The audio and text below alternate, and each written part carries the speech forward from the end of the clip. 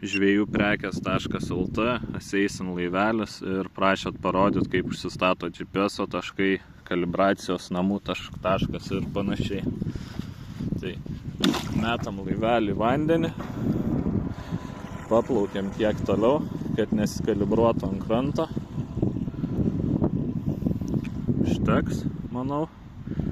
Spaudžiam kalibracijos mygtuką. Išmeta ar tikrai kalibruoti kompasą. Vienas trumpas paspaudimas, kompasas kalibruojasi. Pasisukinės aštunkę. Tai va, vienas ratukas gaunas. Tada gaunas kitas ratukas. Tas vadinamas aštuonetas supaišomas. Kompasas rašo, kad kalibruojamas. Jo visi parametrai. Ir supipsi, kad susikalibravo. Priplaukiam truputį arčiau kranto. Statom namų tašką, spaudžiam ant namuko. Ilgas palaikymas, namų taškas nustatytas, laivelis sumirksėjo. Plaukim į kitą krantą.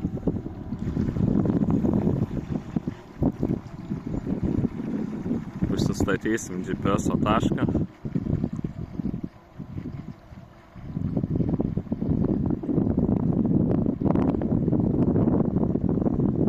Tarkim, statom tašką čia, tai pasirenkam, užsidegė violetinės spalvos, paspaudžiam šitą, va vėl laivelis sumirksėjo, taškas užstatytas, norim grįžti namo, spaudžiam namo mygtuką, laivelis apsisuka, plaukia namo.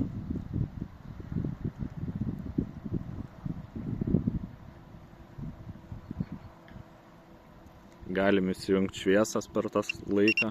Tai įsijungia va šviesos, paspaudus šviesų mygtuką, viskas ganėtinai aiškiai parodyta. Laivelis atplaukia, tai norit plaukti tašką, spaudžiat pasirinkimą ir pasirinkom tašką, užsidegė violetinės spalva, įsiplaukia ten, kur buvo užstatytas taškas.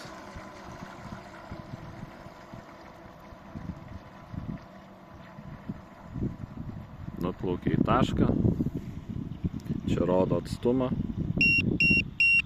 Nuplaukta į tašką, pargrąžinam namo. Kaip ištrinti tašką? Tai užeinam ant to esamo taško, palaikom ilgiau mygtuką ir taškas išsitrina. Aišku, jisai dabar atsijungia, nes nesuprato, kas vyksta, bet pargrąžinam namo. Ir va tokios instrukcijos.